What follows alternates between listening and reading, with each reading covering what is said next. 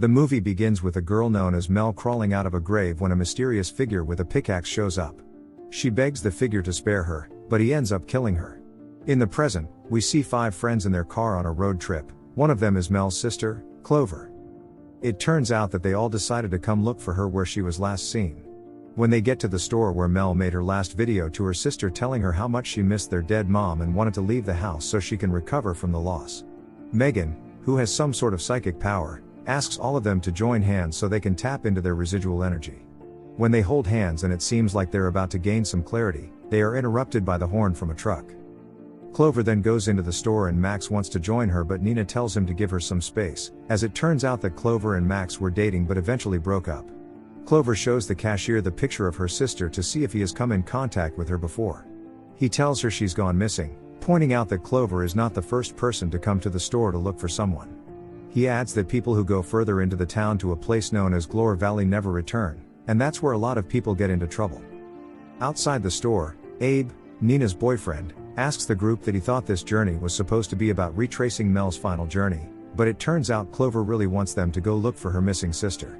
He warns that things like this always end up with them getting into trouble. Minutes later, Clover comes back to tell them that she knows where Mel went missing. The group then drives through stormy weather into some shady woods. They've been turning in circles ever since, and Nina thinks they should go back, but Abe refuses.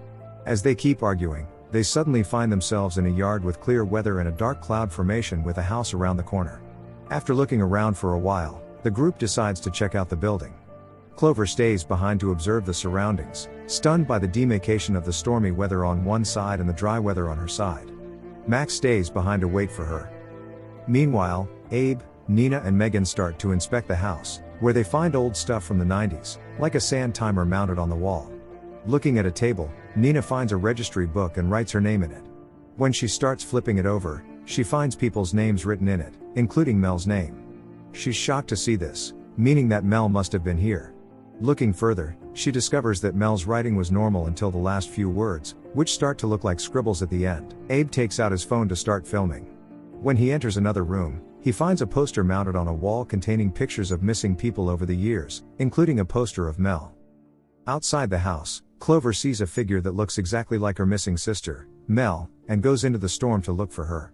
As the night begins to draw closer, Max is able to reach Clover and drags her back to himself. When the group is finally together, they try to understand the weird things around them. Nina notices the sand timer has turned on its head and is starting to count. A banging noise can be heard coming from outside. When they go to check it out, they're shocked to see that their car isn't where they parked it earlier and has been moved to the stormy side of the compound. Scared that this may be bad, they hurriedly rush back inside. Since their phone signal isn't working, Clover suggests looking for a way to contact the outside world. Nina and Abe decide to stay at the window to keep an eye on the figure messing with their car, while Max, Clover, and Megan find a basement. Since the lights in the building aren't steady, Megan uses her phone as a flashlight. Clover finds the landline and tries it, but it doesn't work. Megan finds an old model radio and starts to see if it works, only to hear some screeching noises and static. Back with Nina and Abe, they hear a bang in one of the rooms, and Abe decides to check it out. It's been minutes, and Abe hasn't returned yet, so Ani decides to go and check on him. Seeing that the room is dark, Nina decides to turn on the light. To her shock, a horrible figure has cut her boyfriend in half. Her scream is heard by the other group, so Max decides to find out what the problem is himself. Upon getting there, he's horrified to find the figure and Nina's lifeless body, so he runs back to warn the others to hide. While hiding, the figure passes behind them. Max sees an opportunity to strike, so he grabs a chair, sneaks up behind it, and smacks it, but there isn't any damage. He grabs the pieces to stab it, only for the figure to grab the wooden object and poke him through the eye as he falls dead. The figure finds Megan hiding in a closet and drags her out and starts to smash her face multiple times on the floor. Clover comes out of hiding and stabs the masked figure with a knife, but this doesn't do any damage. She runs out of the building into the woods, where she finds another figure that looks exactly like her sister. This distraction gives the other figure the opportunity to easily impale her from behind, and she falls down to her death. The countdown is complete, and the Sandman is starting to restart, and everyone begins to return to the exact moment that triggered the events that just occurred, with everyone still bearing the scars from where they were killed or injured. They remember what happened to them, and in the room with the missing people's poster, the group pictures have now appeared as a fresh poster of the new missing individuals. Megan's psychic abilities start to kick in, so she tells the group she can feel the energy of the dark force getting stronger. Abe thinks it's best to find their way out of the building and leave this haunted place, but Nina rejects the idea of leaving the house because the masked figure might be out there. She reminds them that they were all murdered just 10 minutes ago and that her name has already appeared twice on that registry book, just like Mel's, meaning the night is just on a loop and repeating itself. The lights begin to flicker, and a loud slamming of a door can be heard. When the group checks, there's no one there, but the door keeps opening and closing on its own. Abe holds the door closed, and Max uses an object to hold the doorknob. Seconds later, Mel's voice can be heard crying for help outside the building. Clover hears this and desperately wants to save her sister, but the group reminds her that this might be a trap. Ignoring their pleas not to go outside, she goes out and doesn't find her sister. Not only that, a mysterious building is now sitting opposite them. Suddenly, a strong force pulls Clover towards the opposite house while it pushes the others into the current building and shuts the door in front of them. Max wants to go and save his ex, but Abe holds him back, telling him to use his senses. Going out there would mean getting the same fate as Clover. He asks Max if he's just trying to cling on to Clover to see if he can get back with her again. This angers both Max and Nina, who is upset with her boyfriend for making such a comment. Clover wakes up inside the shady home to find some eerie-looking masks, and around the corner, an old lady is seen breathing with the aid of an ambulatory tank, listening to a news broadcast about a disaster that occurred in that town. Clover tries to leave the house, but the door appears to be locked. The old lady approaches her, and Clover begs to be let out. The old lady tells her that the only way to make it out is to survive the night or become a part of it. She then grabs Clover to suffocate her with her mask, possessing Clover while the old lady slowly starts to disintegrate. Abe and Nina make it to their car, ready to leave the town, only for their way to be blocked by a giant monstrosity. With no choice, Abe reverses the car. As soon as they try to leave the car, the door appears to be shut without any way of opening it, and the masked figure appears in front of them to kill the duo. Max makes it inside the shady building, where he finds different types of toys with a chair swinging on its own. After making sure it's just the wind moving it, he turns around only to get slashed by Clover, who's now wearing a mask. When she walks outside, she gets rammed by the masked man with Abe's Jeep. The time restarts again, and everyone returns to the significant moment where everything started. The only difference is the water tank that is seen but wasn't there before.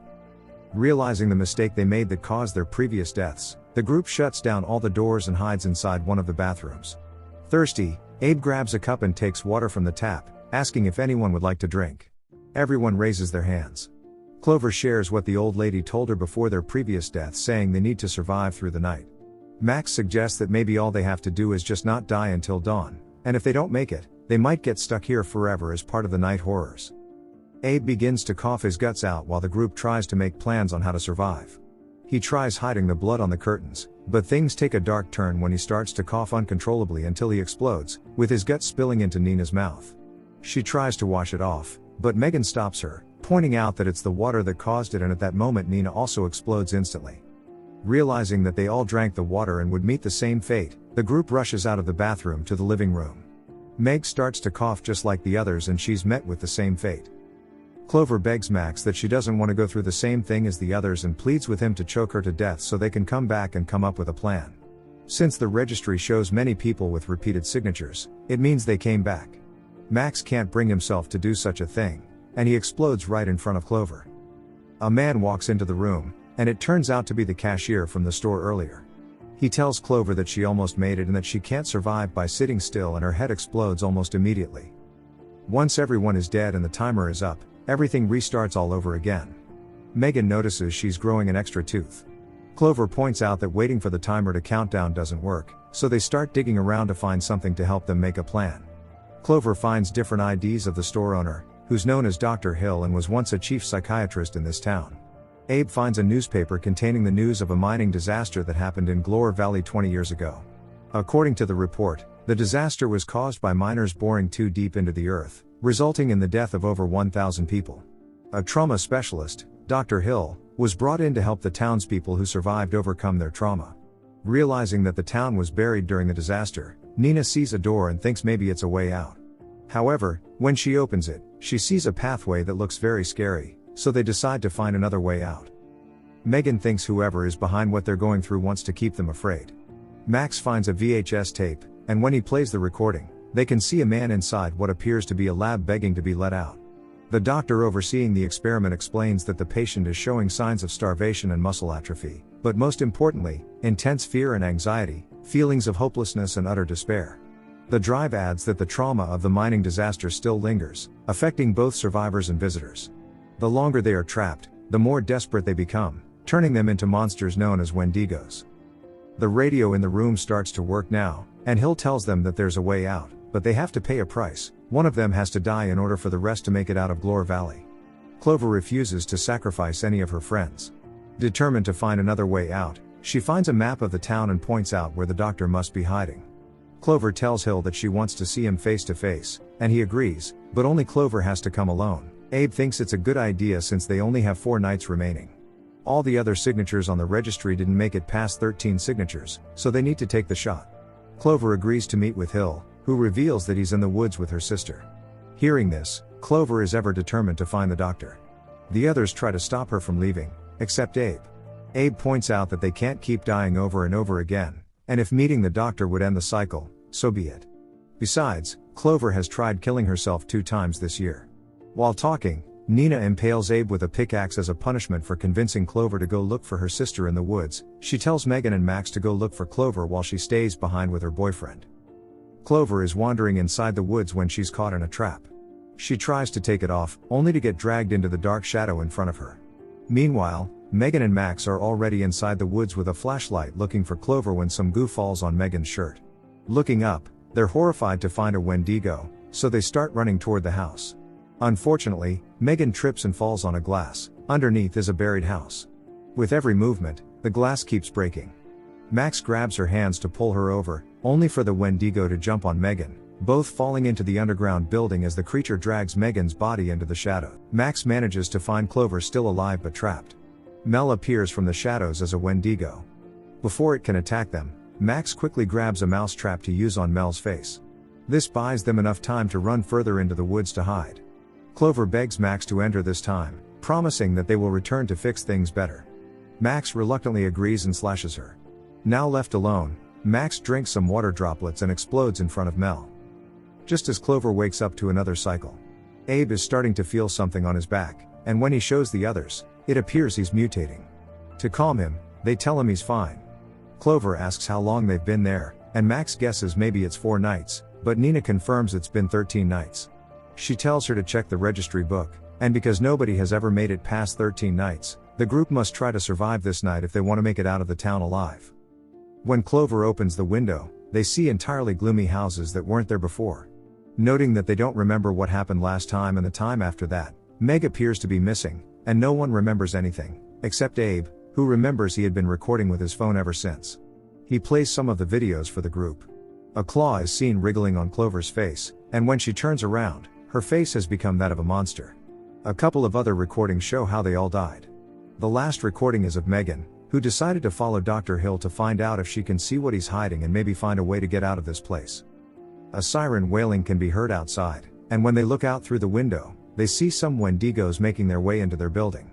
The group decides to grab some weapons and look for Megan, which means they have to go through the doorway they were scared of entering before. It turns out the walkway is a tunnel that leads to the sunken village that was talked about.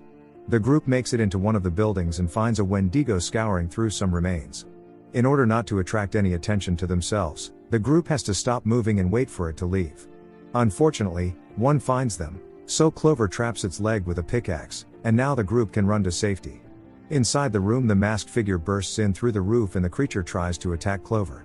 Max tells her to go find Megan while he distracts it. Max attacks the creature, and they work together to bring it down, finishing it off with a huge hammer to the skull. On the other hand, Clover is attacked by Mel, but she's finally come to terms with reality and pushes her onto an iron on the floor, killing her instantly. Clover finds Megan trapped in a lab with a Wendigo chained opposite her. Clover goes to the other room to find the key to the door, only for Dr. Hill to close the door behind her. Looking through her file that was left on his table, Dr. Hill tells Clover that she's been an intriguing patient, as she suffers from severe depression, extreme anxiety, and 2 failed suicide attempts. He explains that every monster she has encountered in this valley has been a manifestation of her own fears. While talking, he backs Clover into a corner, giving her the chance to place his coffee mug under a leaking water pipe. She puts it back in position for him to drink. While all this is going on, Abe, Nina, and Max are being chased by a herd of Wendigos, and Megan is terrified as the creature in front of her is about to break loose. After drinking his coffee, a few seconds later, Dr. Hill starts to feel unwell. Realizing what just happened, he tries to attack Clover, but she pushes him farther away from herself, and he explodes. Clover is able to grab the key and rescues Megan at the last minute before the Wendigo gets loose. Together, they make it out and immediately shut the door behind them. This is far from over, as other creatures are now chasing after them. With time almost running out, the duo finds an opening and runs toward it. Max and the others are able to find them in time and drag them out of the hole as the time runs out. But this time, it doesn't restart, and the sky appears to be normal again. The once never-ending storm eventually stops. Abe is already in his car, asking the group to get in so they can leave immediately. Thanks for watching. If you enjoyed the video and would love to see more from this channel, please like and subscribe.